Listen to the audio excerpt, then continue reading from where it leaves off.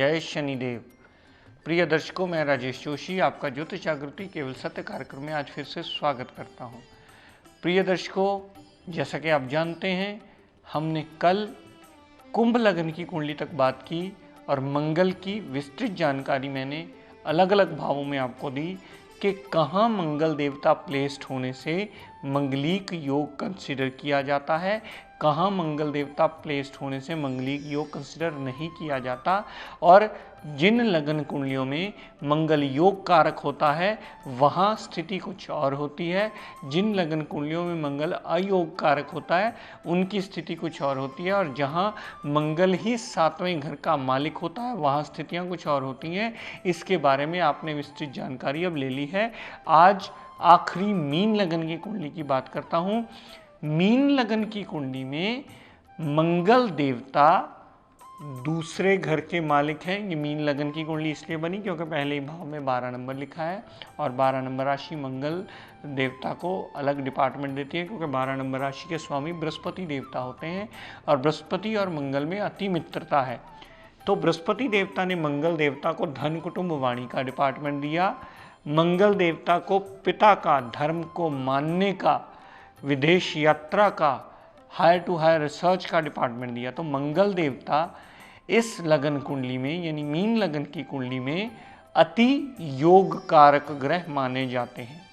तो मंगल देवता इस लगन कुंडली में अगर लगन में ही विराजमान हो, यानी त्रिकोण का मालिक त्रिकोण में विराजमान हो, और बहुत से विद्वान आपको मूंगा रिकमेंड कर देंगे जो कि सही भी होगा, तो यहाँ मंगलिक योग कंसिडर नहीं किया जाएगा, क्योंकि यहाँ से मंगल देवता की जितनी दृष्टि 7वें भाव पर पड़ेगी, 7वें भाव पर दृष्टि पड़ने से 7वें भाव के रिगार्डिंग वो सारे पॉजिटिव रिजल्ट देगी, दाम्पत्य सुख का एडवांटेज देगी, डेली वेजेस का एडवांटेज देगी, और पार्टनरशिप में भी सदैव स्थिर रहने में मददगार सिद्ध होगा मंगल देवता। तो कैसे हम मंगल को मंगलिक कंसिडर कर सकते हैं जबकि वो कुंडली का योग कारक ग्रह है? और अगर मूंगा पहनना आपको रिकमेंड किया जाता है तो क्या वो आपके दाम्पत्य सुख को खराब करने के लिए किया जाता है? क्या वो आपके दाम्पत्य सुख में, पार्टनरशिप, डेली वेजेस में प्रॉब्लम्स डालने के कंसिडर किया जाता है? नहीं प्रिय दर्शकों, ऐसा नहीं होता। यहाँ मंगल देवता का रत्न पहनने का मतलब है कि मंगल की जितनी रश्मियाँ इंप्रूव होंगी और उनकी दृष्टि 7वें भाव पर पड़ेगी तो 7वें भाव को स्टेबल करके उसके सारे पॉजिटिव रिजल्ट आपको देगी। तो हम कैसे मंगल को बुरा मान ले इस लगन कुंडली में, जबकि वो त्रिकोण का स्वामी है और त्रिकोण में ही पड़ा है। तो मंगल देवता लगन में पड़े होने से कभी अशुभ फल नहीं देता, वो सदैव शुभता के फल देता है, क्योंकि इस लगन कुंडली का योग कारक ग्रह माना जाता है। तो दर्शकों, लगन में पड़ा हुआ मंगल मंगलिक कंसिडरेशन में नहीं आएगा अगर आपकी मीन लगन की कुंडली हो तो। दर्शकों, बात करते हैं मंगल देवता अगर चौथे भाव में पड़े हों। चौथे भाव में पड़े होने से भी आम हर विद्वान आपको मंगल का मूंगा पहनना रिकमेंड करेगा, और जितनी मंगल की चौथी दृष्टि 7वें भाव पर आएगी, डेली वेजेस को, पार्टनरशिप को और रोजी रोजगार के साथ साथ आपका दाम्पत्य सुख भी स्टेबल करने में मंगल देवता सदैव सहायक सिद्ध होंगे।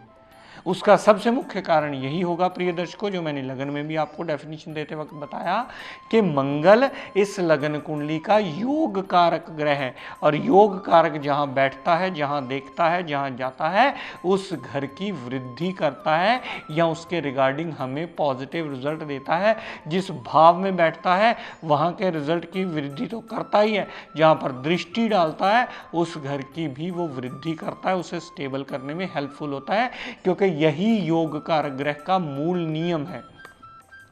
तो यहां से मंगल देवता ने जितनी 7वें भाव पर दृष्टि डाली तो 7वें भाव को स्टेबल करके 7वें भाव के संबंधी सारे पॉजिटिव रिजल्ट जातक को देने में मंगल देवता बाध्य हो जाएंगे, और मूंगा पहना हुआ जातक का दाम्पत्य सुख और स्टेबल करने में मददगार सिद्ध होगा। दर्शकों, अगर मंगल देव 7वें भाव में पड़े हुए, 7वें भाव में पड़े हुए मंगल देवता, तो भी जातक को मंगलिक कंसिडर नहीं किया जाएगा, क्योंकि त्रिकोण का मालिक केंद्र में आया है। त्रिकोण का मालिक केंद्र में आने से और मंगल इस लगन कुंडली का योग कारक ग्रह होने से मंगल 7वें भाव की सदैव रक्षा करता ही मिलेगा। मंगल 7वें भाव में पड़ा होने से सदैव एडवांटेज देगा और बहुत सारे विद्वान आपको मूंगा रिकमेंड कर देंगे, जो कि बिल्कुल सही भी होगा। लेकिन आप सोचिए कि अगर मंगल इतना बुरा होता, क्या कोई जातक आपको मूंगा रिकमेंड करता कि यहाँ से इसकी रश्मियाँ और बढ़ा दी जाएं और आपका दाम्पत्य सुख, डेली वेजेस और पार्टनरशिप का सत्यानाश हो जाए? नहीं होता। क्यों? क्योंकि मंगल योग कारक ग्रह है और योग कारक ग्रह का 7वें भाव में बैठना 7वें भाव को बचा करके उसे इंप्रूवमेंट देने में सदैव सहायक रोल प्ले करता है। तो 7वें भाव में भी जातक का अगर मंगल पड़ा हो मीन लगन की कुंडली में तो मंगलिक कंसिडर नहीं होता है, वो सदैव शुभता के रिजल्ट देने में बाध्य होता है। इसे मंगलिक के अंडर कंसिडर करना हमारी सबसे बड़ी भूल है। प्रिय दर्शकों, अगर मंगल देव 8वें भाव में पड़े हों तो वहां जाने से वो योग कारक ग्रह नहीं रहता, क्योंकि वो गलत भाव में चला गया है और गलत भाव में जाने से उसके सारे रिजल्ट्स टोटली नेगेटिव हो जाते हैं। ये अगर किसी जातक की दशा अंतरदशा चल रही है तो उससे भी आप देख के निर्णय कर सकते हैं। तो 8वें भाव में मंगल, जो कि फिजिकल बॉडी का कारक है, इस लगन कुंडली में भी मारक ग्रह बन जाता है और यहाँ वो मंगलिक कंसिडर अवश्य किया जाएगा। उस जातक को सदैव ये हिदायत दी जाएगी कि कुंडली मिलान के बिना मैरिज मत कीजिएगा, कुंडली सही ढंग से मिला लीजिए, उसके बाद ही मैरिज के इंस्टीट्यूशन में जाइए, ताकि आपको आगे आने वाली ज़िंदगी में दिक्कत परेशानियाँ ना हों।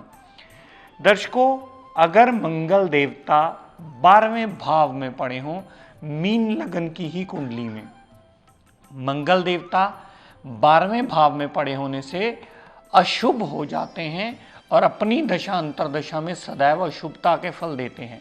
तो इस जातक को भी मंगलिक सदैव कंसिडर किया जाएगा, क्योंकि मंगल फिजिकल बॉडी का कारक यानी शरीर का कारक होने की वजह से और उसकी 8वीं दृष्टि जो 7वें भाव पर पड़ी, यानी मंगल अगर 12वें भाव में प्लेस्ड है तो 1, 2, 3, 4, 5, 6, 7 और 8, जो 8वीं दृष्टि मंगल की 7वें भाव यानी विवाह स्थान पर पड़ी, वो उसे खराब करके सदैव रिजल्ट नेगेटिव करने में बाध्य होगा। तो 12वें भाव में पड़ा हुआ मंगल देवता भी मंगलिक योग के अंडर कंसिडर किया जाएगा, क्योंकि वहाँ वो योग कारकता की पदवी खो चुका है, वहाँ वो अशुभ हो गया है। अगर बुरे भाव में गया है, बुरे भाव में ग्रह जाने से या नीच हो जाने से वो बलहीन नहीं होता, वो अशुभ होता है और अपनी दशा अंतरदशा में सदैव अशुभता के ही रिजल्ट देता है। अगर ये बात आप समझ जाएंगे तो बहुत बड़ा नियम इस विद्या का आपने समझ लीजिए जान लिया। तो दर्शकों, जैसा मीन लगन की कुंडली में आपने देखा, लगन में मंगल पड़ा हो तो मंगलिक योग नहीं बनता है, क्योंकि वो अति योग कारक है। 4थे भाव में पड़ा हो तो मंगलिक योग नहीं बनता है, क्योंकि वहाँ भी वो योग कारक ग्रह ही रहता है और त्रिकोण का मालिक केंद्र में आना एक बहुत अच्छा योग माना जाता है। और 7म भाव में भी मंगल अगर पड़ा हो तो मंगलिक नहीं होता है। हाँ, 8म भाव में और 12 भाव में ज़रूर मंगलिक होता है।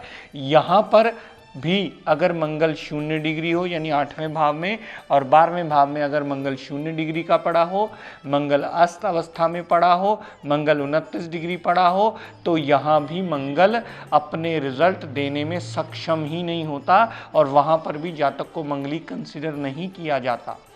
तो प्रिय दर्शकों, बात सिर्फ आपके समझने की है, बात ये समझने की है कि अगर लगन में 4थे भाव में 7म भाव में मंगल बैठा है और हर विद्वान आपको मूंगा पहनने के लिए रिकमेंडेशन देता है और वो रिकमेंडेशन बिल्कुल सही भी मानी जाती है, क्योंकि मंगल इस कुंडली का एक योग कारक ग्रह है, लेकिन हमारी सोच का दायरा वहाँ पॉजिटिव शुरू होता है कि यहाँ से अगर मंगल एक्टिवेट किया जाए तो क्या वो विवाह स्थान को खराब करेगा? क्या मंगल का रतन इसलिए पहनाया जाता है कि वो अशुभ है और 7वें भाव पर जितनी दृष्टि डालेगा दाम्पत्य सुख, डेली वेजेस और पार्टनरशिप को खराब करेगा?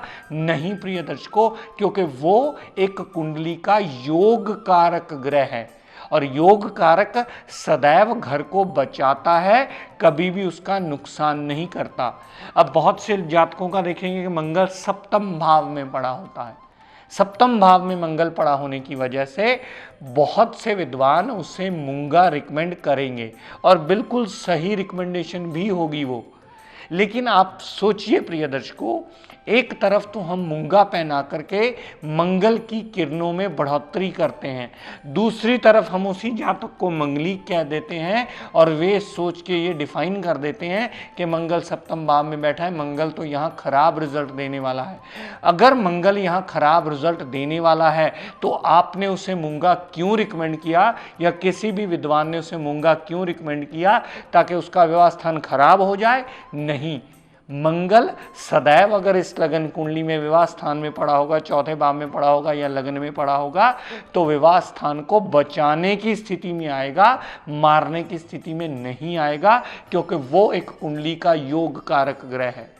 एक तरफ हर विद्वान आपको मूंगा रिकमेंड कर रहा है, दूसरी तरफ हर विद्वान आपको कह रहा है कि ये जातक मंगलीक है। दोनों ही बातें एक दूसरे के बिल्कुल उल्टी चली जाती हैं। अगर आपने मूंगा पहना दिया है तो मंगल का गलत प्रभाव अगर विवाह स्थान पर, पार्टनरशिप, डेली वेजेस पर पड़ना है तो आपका मूंगा रिकमेंड करना ही नहीं बनता। अगर मूंगा रिकमेंड किया है तो ये सोच कर किया जाए कि वो योग कारक ग्रह है, और लघु पराशरी में जाकर योग अध्याय पढ़ा जाए कि योग कारक ग्रह जहाँ बैठता है, जहाँ देखता है, जहाँ जाता है, उस घर की वृद्धि करता है, उसे बचाता है, उस घर के एडवांटेजेस देता है। और ये बात सदैव याद रखिएगा, मूंगा सिर्फ मंगलीक जातकों को नहीं पहनाया जाता, मूंगा लगन कुंडली के हिसाब से योग कारक ग्रह देखकर पहनाया जाता है। और जहाँ जहाँ भी मंगल योग कारक ग्रह होगा वहाँ वहाँ उसके विवाह स्थान पर आना या विवाह स्थान पर दृष्टि डालना सदैव विवाह स्थान को बचाने का सबसे बड़ा रास्ता देगा। तो मंगल देवता को अशुभ मानना छोड़ दीजिए, मंगल देवता को ये कंसिडर करना छोड़ दीजिए कि वो एक पापी ग्रह है, उसमें सिर्फ क्रूरता है, और वो देवताओं का सेनापति माना जाता है, और विवाह के इंस्टीट्यूशन में उसका बहुत बड़ा रोल है।